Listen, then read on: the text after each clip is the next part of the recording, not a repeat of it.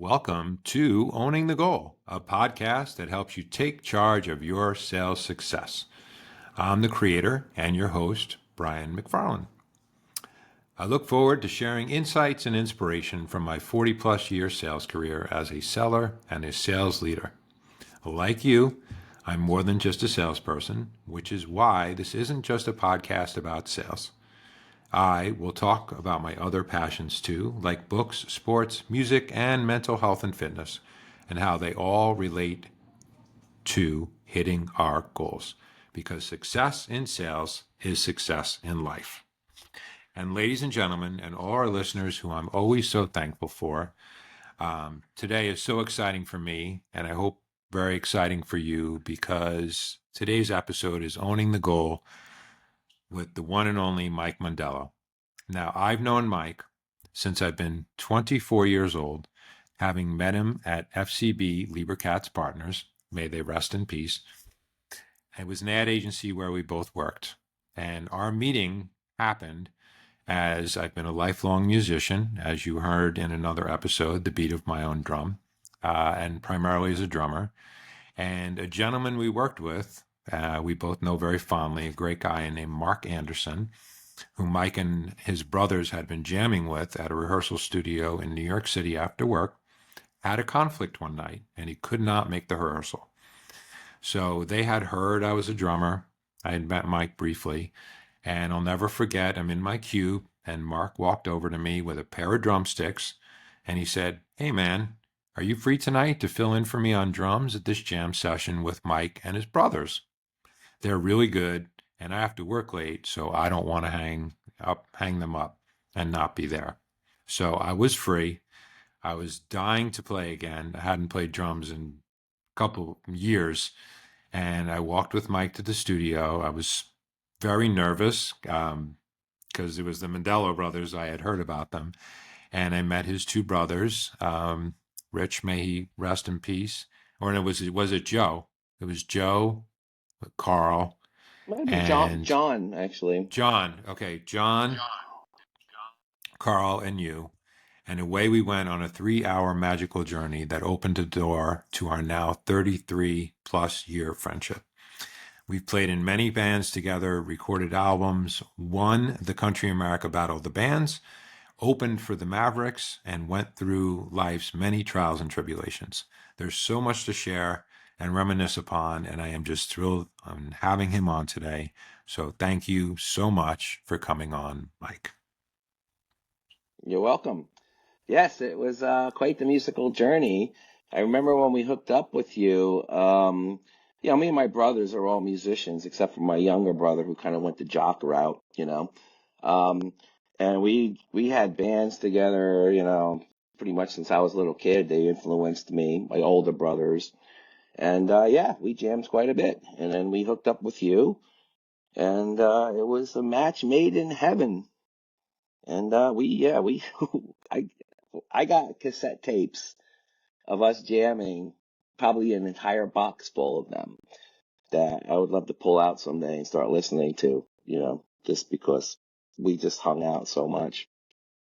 So it was Yeah, fun. we had a good thing going, playing Kenny's Castaways and all sorts of stuff, getting the people to come out and 11 o'clock at night on a Monday or something like that. It was really wild. And then you had to drive back to Brooklyn or wherever. So, but anyway, so what's fascinated me about Mike and why we brought him here today, besides this incredible friendship, is that Mike did what to me is still the unthinkable. He's taught me so much in life about life and work and music, where he left. I'm going to let him tell the story. Our listeners going, "Shut up, Brian. He's the guest." And I'm going to shut up in a minute. So Mike worked in the ad agency with me, and he was like the king of ad operations and, the best at everything he does. And then he let me know that he was moving upstate New York, where his family was, and where the Mondellos were the titans of the real estate business up in Rhinebeck, New York. And he transitioned to a real estate career and having goals and all that. So that's why I just want to flip it to you, Mike, and tell us about the journey and, what was that all really like? Sure, no problem. Yeah, what happened was is that I was living in the city, and yes, I was a very avid media operations person, very kind of influential in the business. And my wife was actually an up and coming career person in the sense where she managed the Lally Crystal showroom in Manhattan. But unfortunately, she got sick with Lyme disease. It was kind of in the mid 90s, and it kind of came out of nowhere, and it really upended everything for us.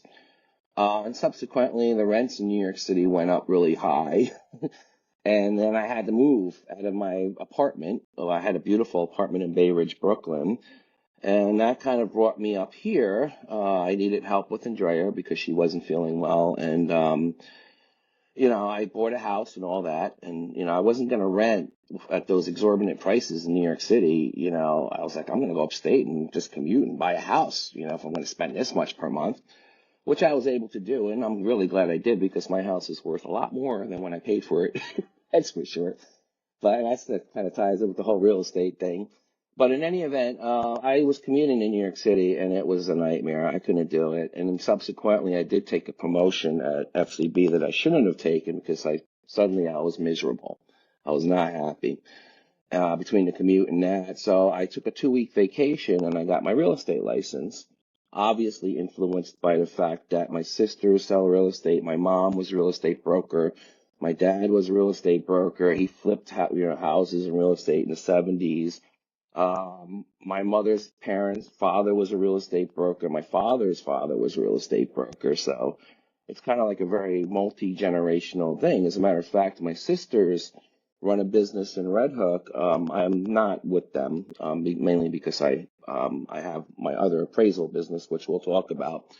But in any event, I was just influenced into doing real estate. So I took a 2-week vacation from FCB, and I went to real estate school, and I got my license. And then I started selling real estate on the weekends, and made a pretty quick decision just to quit FCB and do real estate full time. And that was about 25 years ago. And it's been a 25-year journey of learning how to do it, essentially. And it is quite the adventure in real estate. Yeah. Now, And here I am. here you are. And what blows me away about that, Mike, and I know you'll agree with this statement, is we're all salespeople, right? In some way, shape, or form, because we have to sell something. And you've always risen to the top of your field, no matter what you did. But when you told me you were going to sell real estate, uh, I was a little surprised and said, huh, I know he can do anything. A sales guy, that wasn't, I don't think that resonated out of your DNA. Now, all of your family were real estate salespeople, but I didn't have you Yes. pegged for that. So I guess talk to me a little bit about that journey of going from like kind of a operations element, right, where you have to sell your Right. ideas and whatnot, but to now going on hmm the front lines and dealing with clients. Well, it's very simple. Real estate, when you first start selling real estate, it's kind of like going through boot camp. So you're this green individual who don't know anything about anything. I mean, you go to real estate school, they teach you a lot of the science of real estate, which subsequently, like in later years, becomes very important. But it's just a kind of like on the job training. So the first year I sold real estate, I think I probably made about $5,000 just because I really was, you dive into it, and you end up doing a lot of things that you really shouldn't be doing. You're working with unqualified buyers, you're letting sellers railroad you. There's just a whole myriad of things that you just really don't know because, it's one of those jobs where you have to learn by experience. I mean, you can have somebody training you and you can have a mentor and all that, but you really have to pull it out of your own guts, essentially. So, yeah, I think you were absolutely right. I was I was probably not cut out for it at first. But as you did mention, I am a kind of person who I am an avid person when it comes to wanting to master and be the best I could possibly be at something.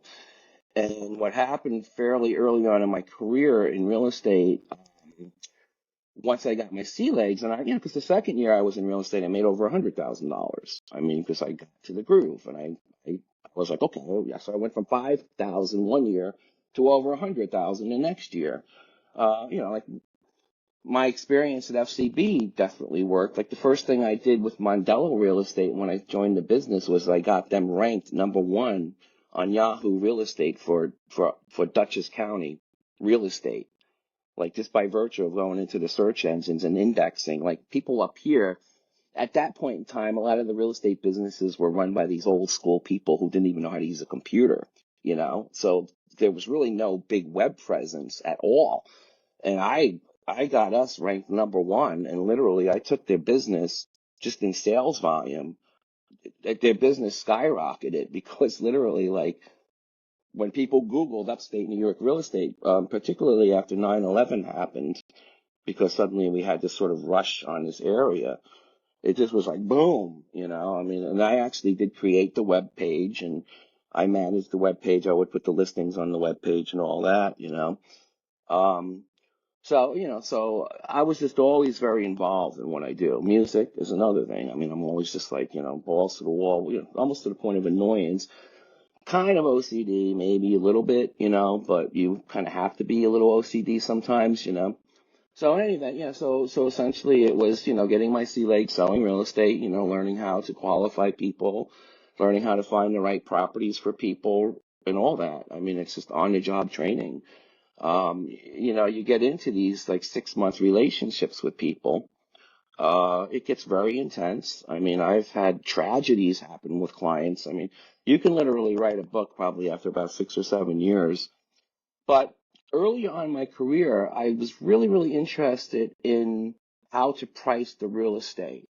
I really didn't like the concept of just kind of throwing a number at something, just by virtue of maybe pulling a few comps. And I was always really fascinated by what the appraisers did.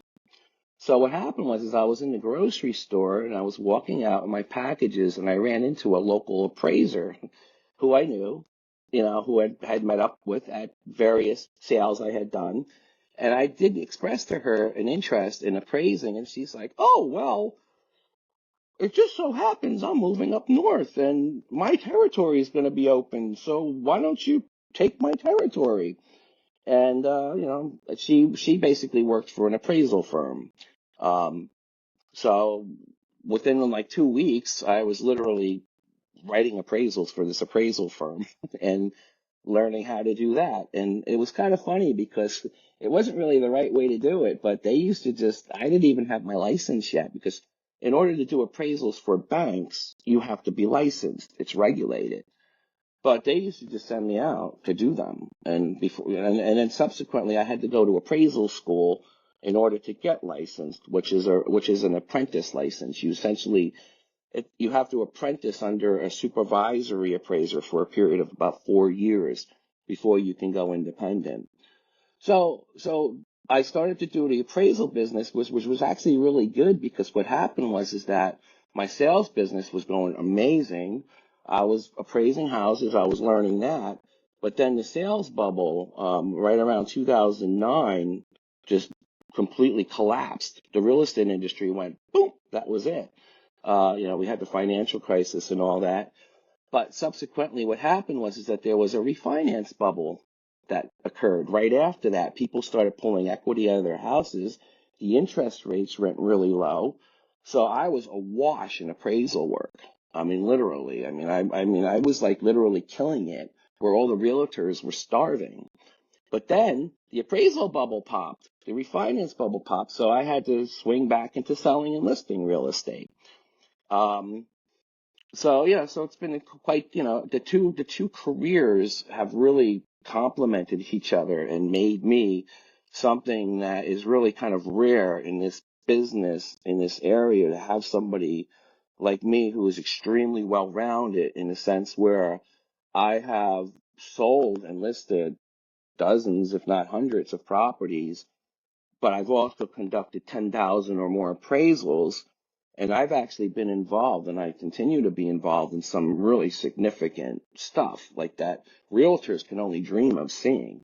I mean, I will go into properties and I will deal with people that I can't even say who I meet and the properties I appraise a lot of the times because it's very confidential, you know. So it's basically made me into this powerhouse of real estate. Kind of like you say, I was the media operations guru.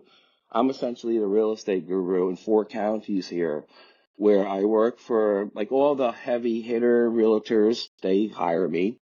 I work for them. Like if they get complex situations, like, somebody will build a house for $8 million, but the realtors are like, I don't even know if you can get three for it, you know?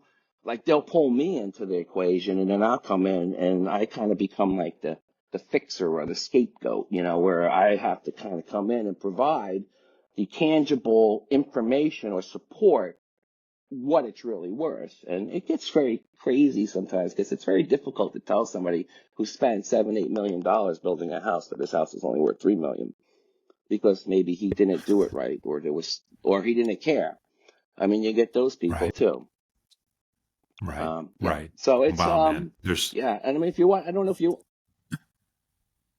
I was going to say, I don't know if you want to get into the specifics of how I became so successful, and the ins and outs, because there's plenty of that as well, oh, in sure. terms of selling Well, real estate. oh, sure. Well, you read my mind. It's just like when we played music together, right? I constantly tell anyone who hasn't played music that musicians, one of the reasons I never wear sunglasses is in any band I've played, trying to look cool is because if I can't see your eyes and you can't see mine, like we were to the point and I could step on stage with you tomorrow and all you have to do is one look in the eye and I know exactly what you're thinking. You know what I'm thinking. We're moving to the next Exactly. song. We're going too slow. We're going too fast, which to that point, I was going to say you literally took me where I wanted to ask you was first off, I want to compliment you because that's unbelievable. That's an incredible story. And I've used you as an example of success where first off, what you went through with the challenges with Andrea, who I love dearly, of standing by your partner who, Lyme disease at that time, right? What saddens everyone is like if you took a shot of penicillin within a week of knowing you had Lyme disease, you probably wouldn't have went through what you went through, or she wouldn't have went through what. I'm not trying to make it that simple, but it was not Hmm. known at the time, right? So I Yeah. was watching her, and I think she No. had just gotten that crazy new job, and it was like, oh my god. So kudos to you both.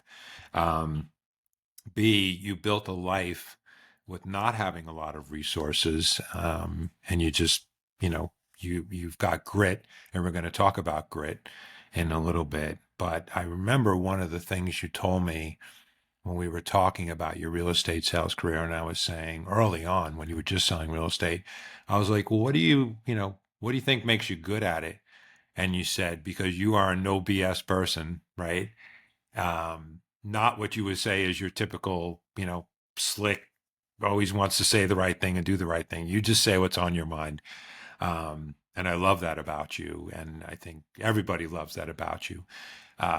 Was you said, you know what? I'm able to tell in 30 seconds if somebody's a real buyer or not, or that they're just like shopping and they're going to waste my time. And you just had a way of, if they were just shopping and they're going to waste your time, you were like, you can basically go find someone else, and move along. So, yeah, so that's where I'd love to, because the show or the idea is to Hmm. hear stars, you reach these incredible goals and objectives, really just scrapping on your own, rising up in the face of adversity, being basically a single earner, for your amazing Hmm. son, Mark. Um, so what, we always want listeners to walk away with like tips and not tricks ever, because it's, what would you say were some of the things that you did besides diversifying yourself, right? You weren't a one-trick pony. You were a salesperson and an Hmm. appraiser, Yes, which makes you like yes, a star. So yes. what do you what can you share with people that can really help them that you did that made you so successful? Well, generally speaking, I mean, the purchase of real estate is definitely one of the more important things in somebody's life. In fact, probably the most important thing. So there's a lot of psychology that goes with it. Buying a TV, buying, something benign, you pretty much buy it. Should I be buying it? Yeah, I'm just going to buy it. Real estate is this incredible process of having to sell somebody a home where they're going to be living. And there's a definite psychology at work. We'll talk about buyers at first, where buyers are generally operating on fear. And buyers are going to object to pretty much everything. And even the little things that you might see with a buyer, or little tidbits of information that might not even really sound like it's anything important or anything, could literally trigger or set off like an entire nuclear explosion that could tank a deal. So what basically I really kind of have figured out, it's really the power of no. I mean, no being that if you're a salesperson and you're a real estate salesperson, you don't hear no unless somebody's going to actually hit you over the head with a bat or something. It's like no does not exist. You don't hear it. However, you deliver the word no probably more than you do anything else. You're like, no, you're not going to do that. No, we're not going to do that. No, we're not going to do this. No, no, no, no, no, no. A lot of times you'll be like, no, that's not going to work. But you have to do it in a way that's not challenging, and you have to do it in a way that's constructive. And you have to be very positively manipulative with buyers. You have to literally control the information that they have. But the most important thing that you have to do with a buyer is you have to have this really, a lot of people will lead in to a sales situation with a pitch, a general pitch, and that's the last thing I do.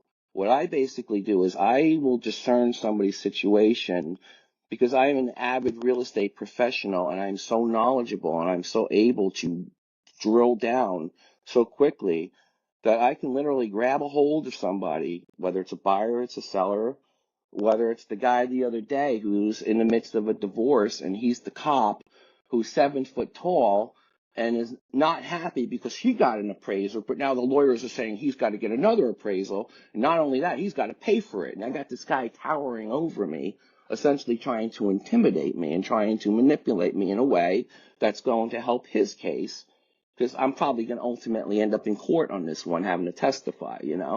So I'm able to be like, oh yeah, no, absolutely not. I don't care how big you are. I don't care how in my face you are. This isn't happening, buddy. You're saying it in a nice way, but I always follow it with a positive. I'm not just getting into a fight with somebody. I always am able to flip it around and say, okay, well, like he's like, well, what's it really worth? And I'm like, well, I'm not telling you that. There's no way I'm telling you that, especially in this situation. I'll say it to them just like that. But I'll be like, oh, but let's look at your assessment.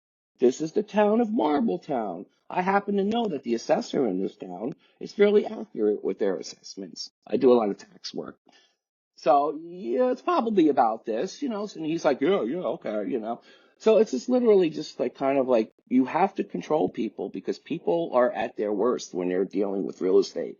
Whether I mean, the funny thing is that now, like I listed a house a couple of months ago and I sold it in one day. Basically, I got 3 offers and the lady was wonderful. She listened to everything I had to say. It was a dream situation. And now me and Andrea are going to be, she gave me like thousands of dollars worth of furniture for my son. And now me and my wife are going to go spend a week in the Hamptons in her summer beach house with her. So it's kind of like, that's what I sort of hold out for now. But, you have to just be like, really assertive, but you have to know what you're doing. You have to, like, for instance, you'll have a buyer that wants to look at a property, or maybe you have somebody that wants to sell a property. You have to qualify them. Is this even viable? Is it even going to work? How much do you owe in the house? Are there any liens on the house? What's your situation? What do you need to net? I mean, it's just every situation, every property is different. You're dealing with a science of real estate, but psychologically, I mean, it kind of gets to the point where you've heard everything. Like, it's really funny how people will try to use negotiating tactics on me, and I'm like, yeah, yeah, okay, sure. How many times have I heard that? And dude, it's not gonna work, I mean, that kind of stuff. You also have to be very confident. You have to negotiate from a with confidence. If you don't have confidence and you don't, like I said before, take no for an answer, or say I ain't taking no for an answer. We're doing this. Whether it's maybe you get a buyer and a seller $5,000 apart, and then they start digging in, and then you got the other agent, because the other agents love to do this without even, like, they give up immediately. Well, why don't we take part of our commission and we'll help them split the difference? And I'm always like, hell no, I'm not doing that. I'm not getting involved in this negotiation. These two are going to figure it out. And then the other agents always like, but, they're desperate. They start to fold. They start to get weak. And you can't be. You got to be, especially if you're confident in what you're doing and what the objective is. The ultimate goal is to get a seller out of the house as quickly as possible and with as much money as they could possibly get, that's realistic, or get a buyer into a property that's going to work for them. They're not going to get everything, you know. They're going to tell you they don't want a sump pump in their basement. Guess what? You're going to sell them a house with a sump pump in their basement. And then 3 weeks after they buy the house, the basement's going to flood. And then they're going to be like, thank God I had a sump pump in my basement, because that's the thing that kept my basement from flooding. Where everybody else on the street, their basement's flooded. That kind of stuff. I want you to go look at this house. We're not on the same page. I'm not going to look at that. I'm like, no, you're getting in your car right now and you're going to look at that house. And then they get to the house, they're like, oh wow, yeah, this really works. Oh wow, okay. And then when you bring them in the house, they're crying because it's the most beautiful thing that ever happened to them. You have to kind of like grab people, but you can't do it in an aggressive way. You have to nuance whatever situation you're in. Information is information control is probably the biggest thing. Like, sometimes you're not going to disseminate information at all. Sometimes you're going to hold a little card. Sometimes you're not going to tell your client something because they don't really need to know about it. And if they know about it, it's not going to work. Or maybe other things have to happen first. It's a game of chess. It's basically what it is. Yeah. It's probably why I Wow, do Mike. prefer appraising. Well, I Anyway, have a I'll shut up couple now. things on there. No, no, no, please. I'm learning so much. If I was ever going to sell real estate, I'd go to your course. And uh, that's another question is about you coaching real estate people. But I'll replay a situation, and we did not talk about this in our preamble, but I learned so many things from you. But when we were in a band together, you and your brothers were, I grew up in the suburbs of Long Island, so I didn't face life situations like you guys did, right? You were one of how many kids? Like, forgive me for 11, not knowing, nine, 11, 11. 11, right? So, yeah, 11. So, you learned a lot about life a lot faster than I did. And I'll never forget, I don't know if you remember the situation, but what you just described, I wrote down these notes. Understanding of psychology, every situation is different, confidence, not backing down. Um, don't listen to that. Tell them no, positively manipulative, sorry. But the key one for this little anecdote is diffusing a situation. I don't know if you remember, but you probably saved my life more than once. But we were sitting, myself, you, I think Carl, and we were waiting for a rehearsal or something like that, and we were having a couple beers out in the street, and not right near Penn Station, I remember. And a gentleman who had just been released from prison, I don't know if you remember this, was walking down the block, and he looked tough. And I think he like said something or whatnot. And I had like my beer muscles on, and I'm a pretty big guy, as you know. I'm not tough at all. And I started to say something back. And you remember this? I don't know. I'm I'll, trying to. uh, you saved my life because I started to draw back at him.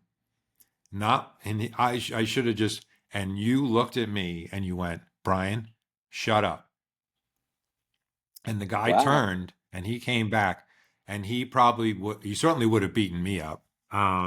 He probably would have beaten the three of us because it turned out he was coming out of Rikers Island that day. And this guy was not messing around. And you told me to shut up. I listened to you as I always did.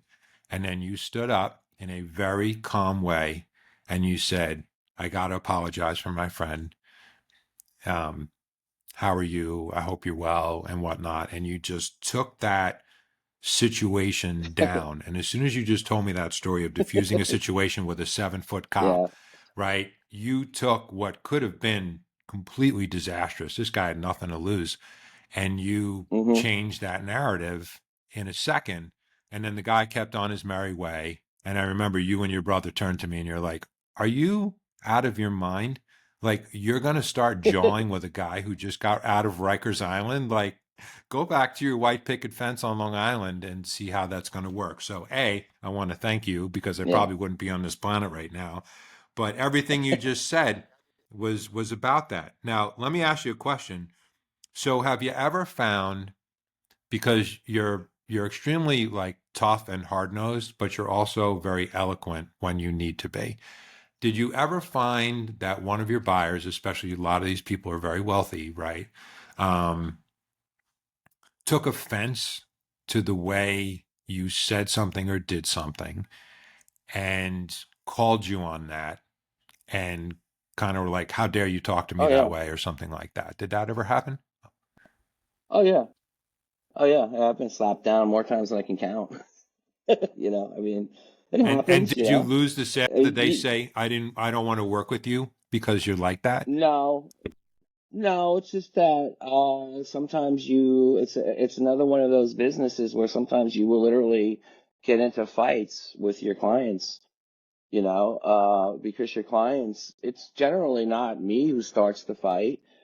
But sometimes when you're advising somebody and you're telling them that what they don't want to hear, and they're under a very stressful situation, divorce, whatever it is, or they're just assholes. I don't know if I can say that word on your podcast in general, or just evil people, you know, it's like they're gonna go off on you and they're gonna start yelling and screaming at you and they're gonna start berating you and do all that stuff to you. But again, I mean, it doesn't necessarily preclude me from not working with that person. I'm just going to listen to them. I'm going to let them rant and rave.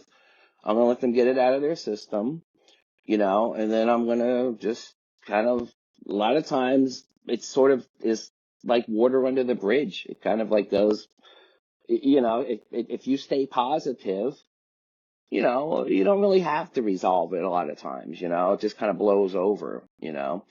It depends on the client. If it's somebody I don't really know, I mean, I'll definitely let a repeat client, somebody who's put, millions of dollars or millions of dollars in sales. I mean, I do a lot of repeat business where, I've sold and resold houses for people. If somebody's a repeat client, you can abuse me all you want. I don't care. You could call me the worst names in the book. I'm like, I don't care. You do whatever you want. It doesn't faze me anymore, Like, if there's a job to be done and you're gonna still get me paid, then I don't care. I'll take whatever abuse I have to take. But that's the kicker. Are you going to get me paid or are you not going to get me paid?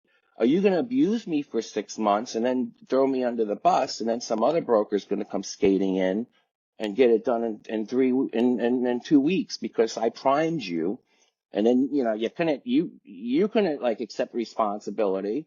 So you got somebody new, then you blamed everything on me, but then you went to where you had to go to get it done. It's like, yeah, so it depends. But yeah, I've been knocked down. I mean, more times than I can count. I mean, it can get intense sometimes, and you also deal with people who, I mean, I could tell you some pretty horrible stories about I had a client who committed suicide by cop one time. I mean, and then I got the phone call the next morning by the wife, like that kind of stuff. I mean, you're basically tangling yourself up with people in a very important, time of their lives. And a lot of people, I mean, I would say 98% of the people are normal and good, but there's some characters out there, but the other beauty of this business is that you could fire a client. You can say to somebody, I'm not working with you anymore. You could just stop taking their phone calls and you still have a job. You still have a business, and it's like, there's always going to be something, there's always going to be something else, and a lot of times if you forego a certain situation and you just say, you know what, I'm not involving myself in this. Like, here's a perfect example. About 2 years ago, I had this very wealthy family try to involve me in the purchase of a farm that was adjacent to their property. It was a $4 million deal that would have put a whole bunch of money into my pocket. But they kind of got my hackles up because I had sort of a weird experience with them on another purchase before, and I kind of saw the same pattern emerging with them with this other farm. And I threw them up against the wall and I challenged them really hard. And I said, I gave them some criteria. It more or less involved me not getting into arbitration and them having to sort of go to bat for me with another agent who they had engaged on this property. And then they wanted to bring me in after the fact. And I'm like, look, you got to go to the other agent. You got to tell them. Because, when there's like $70,000, $80,000 on the line, people get weird. They want to fight for that, So I was like, you got to tell this other agent, that, you're working with me and you got to get off the hook and all that. And they didn't want to do it. And I kind of did that more or less. I was very firm with them. And I said, well, I'm not helping you because I knew that this deal was not going to close. But it was one of these situations where they did get involved in the deal, and I knew their attorney, and the attorney's like, yep, I sent out the contract. Yep, we ran title.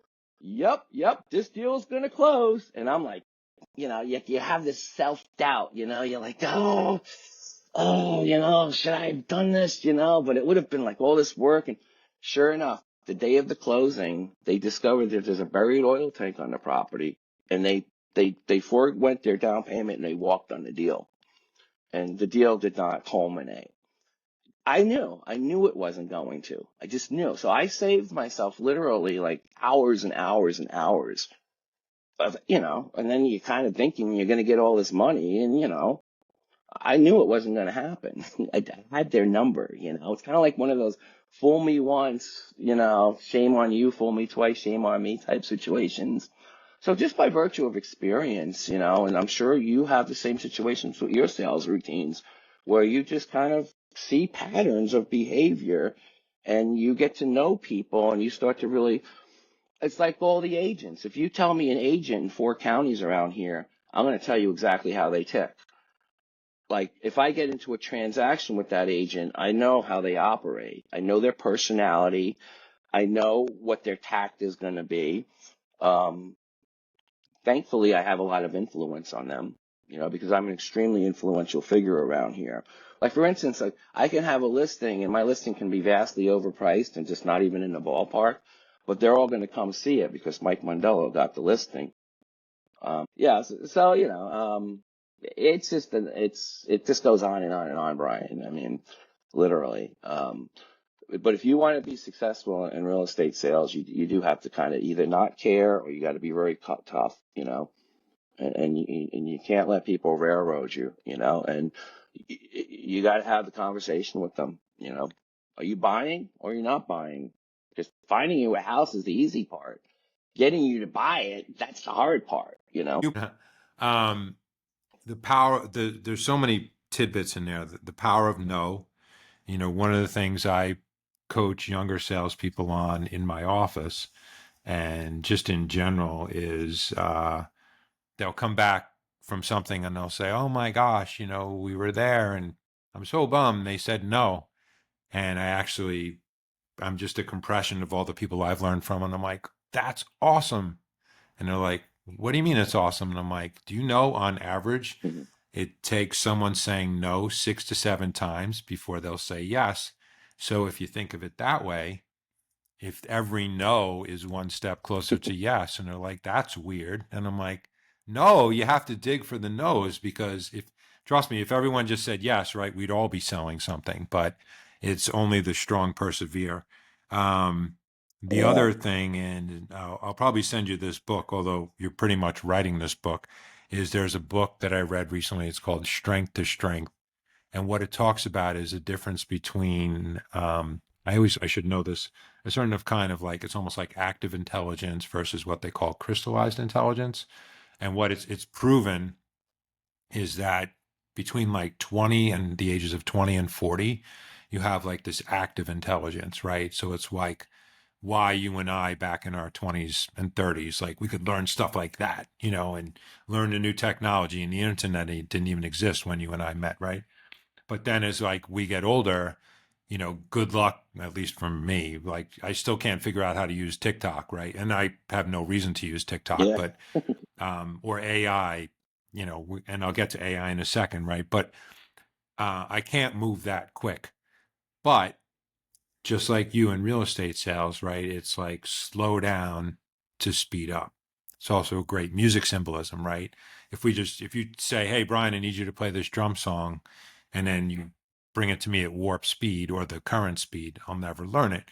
But if I'm like, "Oh, we have to do it at 60% of the beats per minute," and then we speed it up and speed it up. So that sounds like you're so good at just not pivoting with what somebody asks you to do and taking that.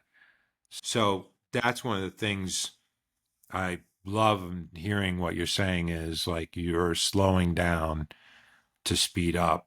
And you're also, the lesson there was your gut told you that sale wasn't going to happen. And even though, the young person probably would be going, "Oh my God, there's $100,000 in front of me," or 80,000, whatever it was, you were just like, "No, there's not." you know? And I'm sure you probably walked away from deals that maybe did close. Uh, well, Mike, this has been an adventure and such a joy to both reconnect with you personally and professionally, and also an education. As a lifelong sales professional, I will tell you, I've been putting some of these tips since the beginning of this conversation, which we did over 2 sessions, thanks to technology, to place in my mind. And you've learned so much about sales, about people, about psychology, that it's really, really, really impressive. So I want to thank you. And as we wrap up each episode, we love to share. It's the theory of reciprocity, right? We give in equal amounts to what people have given us, and people have given us their time. So in exchange for their time, we want to send it out to the star, which is you, and just have you offer sort of some closing comments and thoughts and ideas about things that you've learned that can benefit their lives. Well, thank you, Brian. Yeah, I can't thank you enough for this experience because this is my first ever podcast. Wasn't even really familiar with the podcast concept until you started to expose me to it. And the one thing I realized, which is really kind of funny, is that what I've just done with you over the last hour is what I do with people on a daily basis, face to face. I mean, I essentially talk real estate with them. I educate them. We talk about their particular real estate situation. And just basically just really make them feel like they're being taken care of. And then I got command of everything and, get them to the point where, like, if I hold my card out, they literally will rip it out of my hand, because the card to me is essential. The card it's important when you deliver the card, but the card is the hook that reels the fish in. And it doesn't mean that you're, not being genuine or anything. You're really genuinely helping people, but the reason you're doing this, it's not a charity. You're in it to make money. So you're going to, establish a mutual goal with them that's going to be beneficial to both of you. So that's kind of like, my main advice is that I'm just really passionate about this, as you might have gathered, and people really sense that. When I talk to them, I get very animated, and people really, people who are interested really respond to that. So my main advice to anybody, if they're going to be selling their business or selling real estate or selling themselves or their services, is just be very passionate at what you do and spend hours and hours and hours and strive to really, really get good at what you do. And just if it, and what happens is that with each passing day, you become rewarded more and more and more and more. It's such a great gig to work for yourself and actually get the direct credit for what you do and have people say to you directly how much they appreciate what you're doing for them and just tout your abilities and stuff, as opposed to when you're working for a boss. You always got to kind of be like, it's the boss's idea and I can't be too good or too visual or, I'm going to be a threat, and I'm going to get fired. It's very rewarding, and that's what I really love about it. I like selling real estate. That's a very rewarding. I've done very well in that arena, and I've made a million relationships in that arena. But I love appraising. I love it because it's all about the house. It's all about the property. It's all about the essence of the property. It's not about like what the buyer wants or the seller wants. I mean, you're analyzing that and you're measuring that, but you're just really, it's about the property and the nuts and bolts of that. And that's what I really, really love delving into. And I'm really good at it. And it's an extremely difficult thing to do that most people cannot do. Um, and actually get it right. And I don't know, I kind of sent you a little tidbit of a property I did recently. I don't know if you saw it with the album cover, but that's like just an example of something that's just, I mean, that particular property, if that property didn't exist, a very significant historic music event would have never happened. I mean, and I'm there, analyzing the essence of this whole experience and just the various people who have been on this property and what has happened with this property. And, I mean, real estate sales is fun and it's great, but it's nothing like that. And then, in the conclusion is by sort of foraying into this appraisal business and kind of delving into that and loving that, it also opens a lot of doors for me in the real estate sales arena. The primary thing that it does is it gets me in the door before the realtors even get there. Because like if somebody passes away and then the heirs have to sell the property, I go there as an appraiser. Sometimes I'm there like a couple of days after the person passes away. I mean, and a lot of times they take a shine to me and they get very comfortable with me and they find out or they know that I'm a realtor and they say, can you help us sell the house as well? Or I'll actually pitch that. And it really there's a very complimentary thing about doing what I'm doing, kind of an outside of the box, to license thing. And that's what I would encourage people to do is just be very passionate about what you do, but just find ways to just sort of be different and identify yourself differently than your peers. Try to stand out from your peers because otherwise you get kind of like lost in the sauce. And, you can go and pitch somebody all you want, on your abilities and give them a stack of, marketing materials and all that. It's really not going to get you anywhere. It's just that direct, passionate engagement. So that's basically it. That's my conclusion. Just sell yourself, sell your services, sell yourself, be confident and help people. I mean, if you help people genuinely, it's going to help you. You're going to be rewarded. And the thing that's wonderful about sales and running a business is that you get the full brunt of that reward.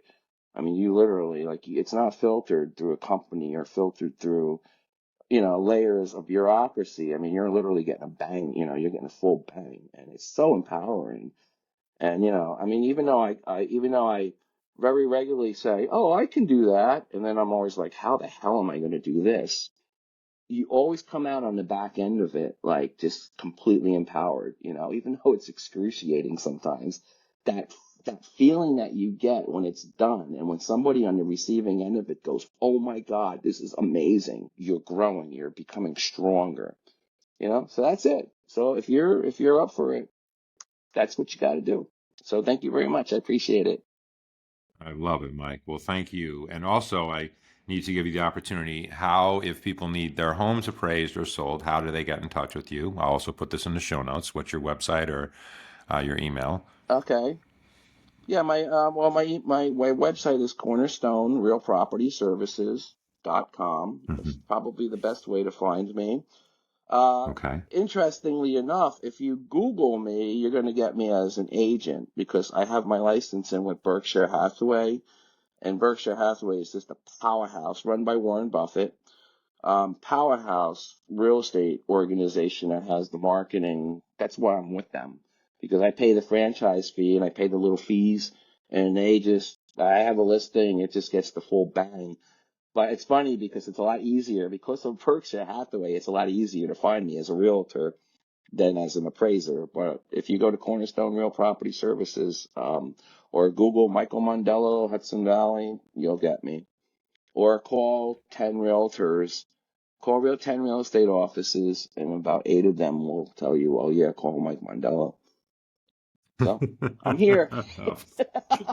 I love it, man. I love it. Well, this is personally, as I said, and professionally been one of my uh, just, I can't wait to see you. Let's put it that way in person and reminisce and play some of the guitars that Yes. are surrounding both of us.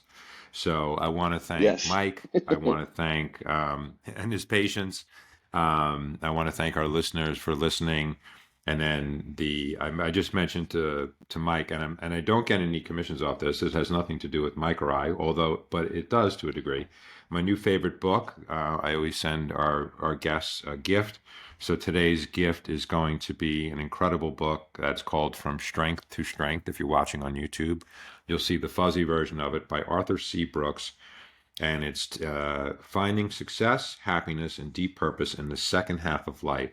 So the point of the book, and we talked a little bit about this earlier in the podcast, is how when we're younger, we learn things faster, but as we get older, we have to shift our mentality to not giving ourselves such a hard time because you and I probably don't know how to use Snapchat or TikTok, but we have no reason to be there.